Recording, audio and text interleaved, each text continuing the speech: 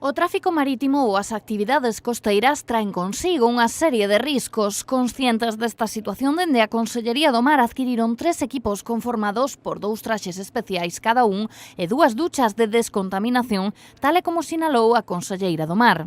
Caso se adquiriron 3 equipos, un para cada un dos 2 barcos, máis outro que estará en terra por si acaso nalgún momento tuveramos que necesitar ir ao equipo de terra. Levan os traxes dos axentes e a maiores leva tamén unha ducha portátil para limpiar os traxes no caso de que haya algún tipo de contaminación.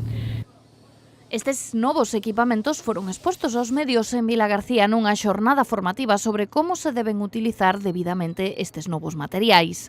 Rosa Quintana sinalou que Galicia é a primeira comunidade que adquire este tipo de equipamentos. Son uns equipos se chaman EPIs de protección para usalos no caso de unha contaminación xa sexa nuclear, biolóxica ou química.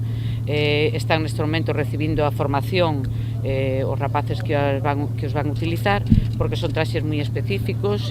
Somos a primeira comunidade autónoma que no Servicio de Salvamento Marítimo pon a disposición estes traxes. Os traxes especiais serán utilizados polos gardacostas en situacións extremas. Estas equipacións teñen un custe de 80.000 euros e garanten a protección das persoas que os utilizan de cara a contaminación nuclear, biolóxica ou química no ámbito mariño.